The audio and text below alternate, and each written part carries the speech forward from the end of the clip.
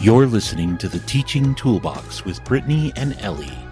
Join them as they talk all things middle school.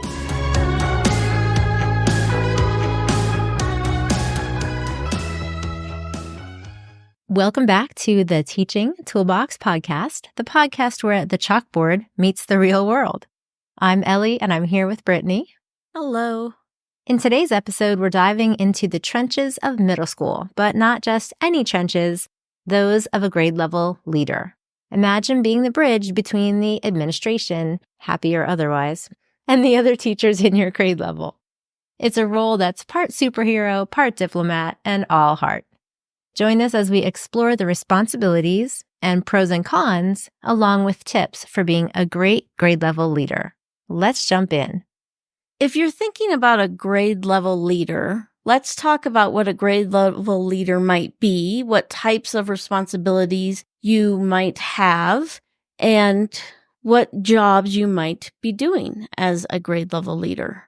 A grade level leader mainly shares information and disseminates that information throughout the school year so that you don't have extra meetings that are very large, like whole staff, and very cumbersome, like trying to get everybody's feedback at one time. Mm-hmm. They're also in charge of the budget for the grade level or the department. That's possibly at the beginning of the year, but usually the end of the school year is when they do that for the next school year. They receive all the supplies at the beginning of the school year in July or August that the grade level ordered. They must stamp or label them depending on whether you're a huge district or a little school. And then they have to deliver all those supplies to the various teachers who maybe ordered them or who might be in charge of them. They usually attend weekly or monthly meetings with the other grade level and department leaders, along with administration, to review information, talk about changes coming, report feedback from the other teachers in their department, and more. They usually lead a weekly or every other weekly meeting in their own grade level or department to disseminate information they learned, to ask for feedback, explain upcoming agendas, and they do all of that in exchange for a stipend of somewhere between usually $250 to $1,000 per year. So we actually had team leaders in our middle school rather than grade level leaders. Our teams were about 3, 4, or 5 teachers, depending on which grade level and depending on the year, because in 6th grade, we did restructure several different times. So our team leaders had similar responsibilities to the grade level leader, handing out the budget-related materials and collecting those to submit as a team, but they didn't necessarily have the responsibility of collecting that for the whole grade or making decisions about it for the whole grade. They received some of the supplies, but they didn't have to stamp them or label them like you might have in your district. And I think teachers generally receive their own personal budget request items, just they were dropped off in their room. But things like office supply types of things, the team leader would get all of that in their room and then have to pass everything out, distribute everything. And then our team leaders had team meetings just about every day with us. And then they would meet with other team leaders for the grade, like every so often, I don't know if it was every week or every month. But so it was kind of like another level with all the team leaders, and then they would have their bigger team leader meetings. But they had other similar responsibilities to what you talked about. Yeah, interesting. Yeah, so depending on what kind of school you're in, you might have grade level, you might have team leader, it just depends on your configuration. Yeah, and if you're like an art teacher or a specials teacher, all the specials might be combined into one team, and you might have a leader for the specials teams. Yeah, I think that's what they had for ours. So we're going to talk about some different tips to being a great grade level leader or a great team leader. First of all, you're probably going to have to mediate some disagreements among your team.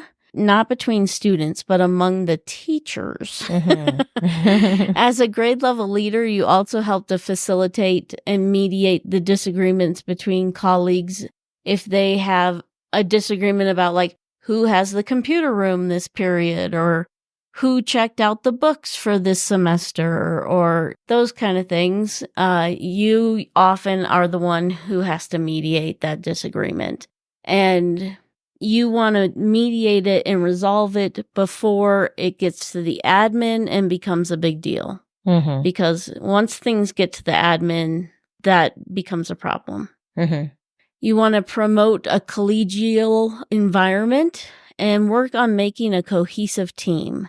So one great tip here is to make sure you have a defined approach, such as using active listening with your team.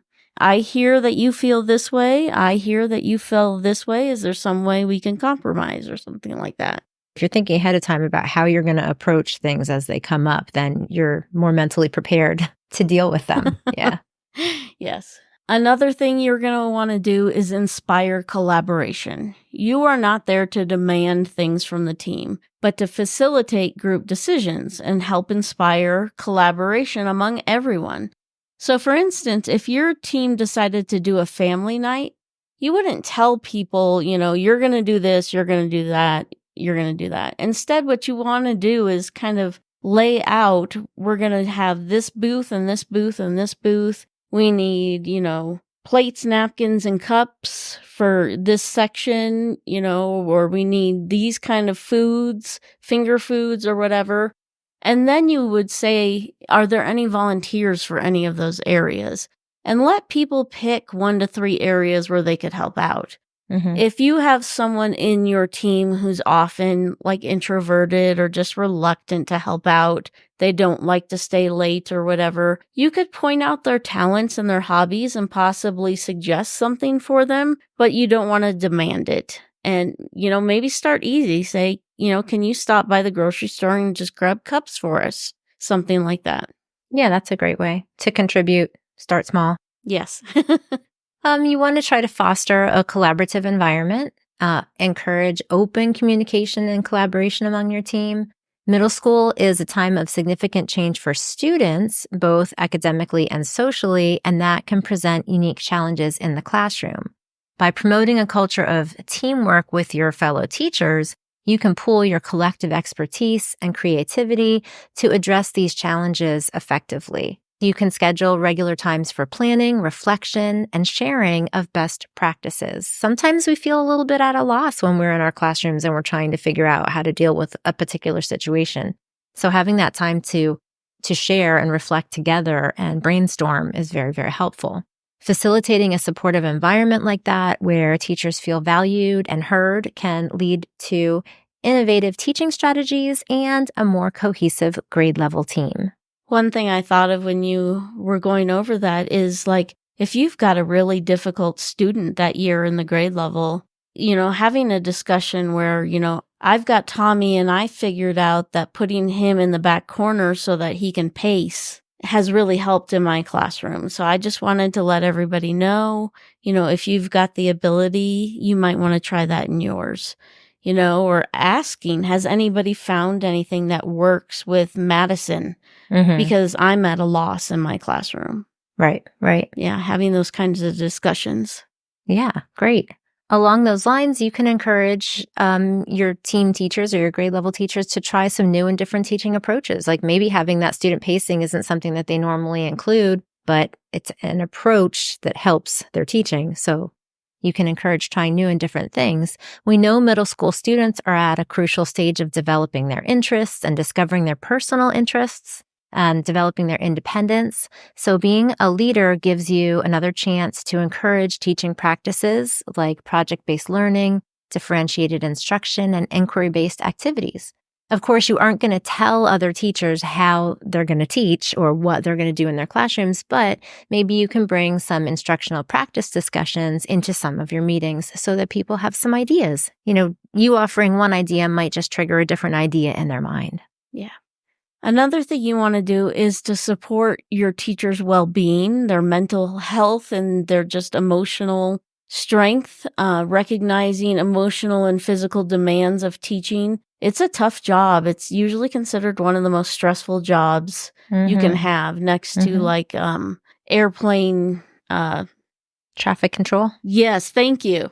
Yeah, traffic control people. So especially in the middle school years when kids are going through so many hormonal changes. I think middle school teachers are probably have the hardest job of all. So advocate for your teachers' well-being by promoting a healthy work-life balance and providing support for stress management.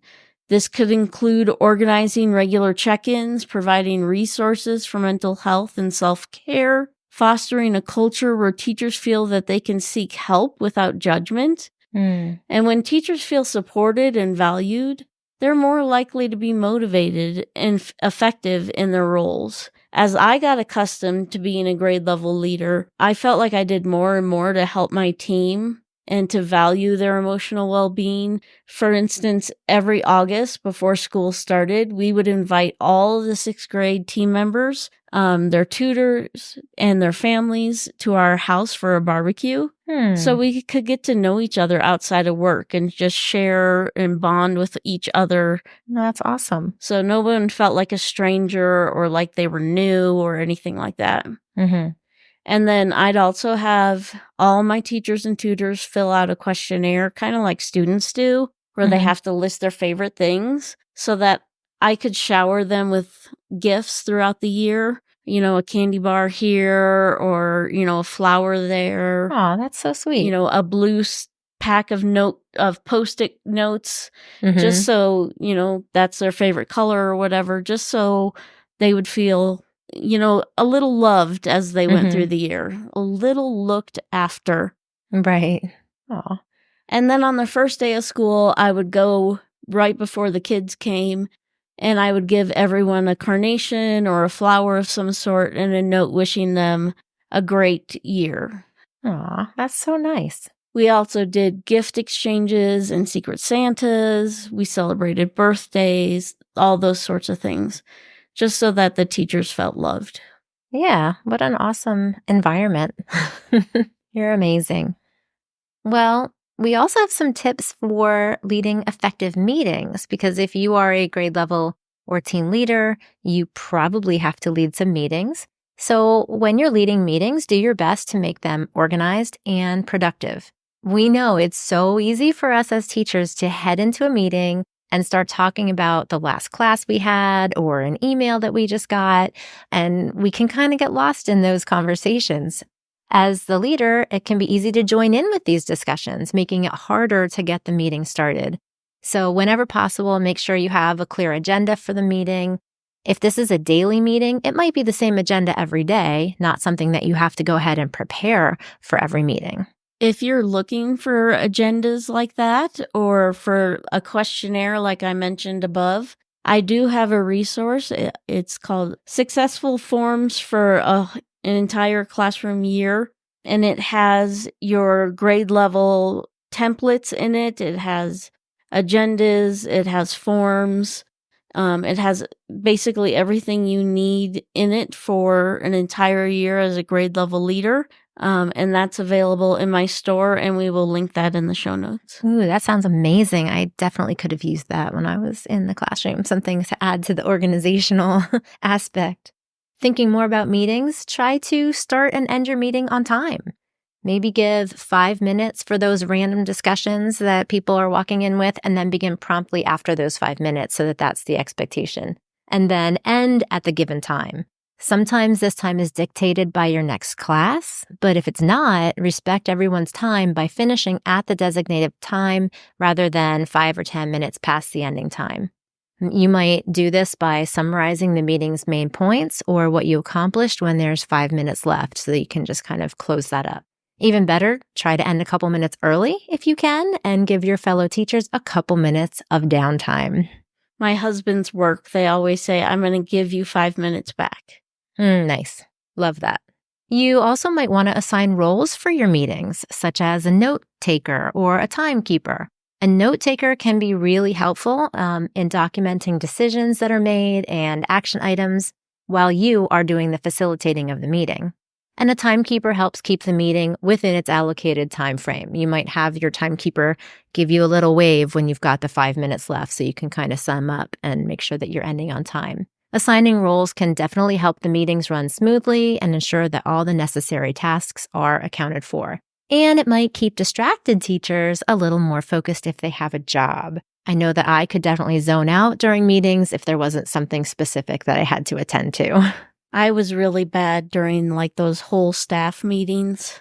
There was one time right before school started, I was playing Yahtzee on my phone and I got Yahtzee and I accidentally yelled Yahtzee. Oh no. Oh man, I didn't do that, but I definitely would. I could be a talker during meetings. That's not normally my my personality. I don't think but during some of those meetings, it's hard to contain yourself sometimes. So sometimes you need to be focused by something else. If you have a specific task, that can be helpful. Yeah. So what are some of the pros and cons of being a grade level leader? These can obviously differ depending on your school, the size of your team, your administration's expectations and attitudes. But here are a few pros and cons to consider. No undertone there. Let's start with the cons and get those out of the way. So our first con is it's obviously increased workload and stress. With leadership comes additional responsibilities that can significantly increase your workload. Administrative tasks such as scheduling, planning, professional development sessions, attending meetings, those can all be time-consuming. Balancing these duties with your own teaching responsibilities can lead to stress and burnout. For sure.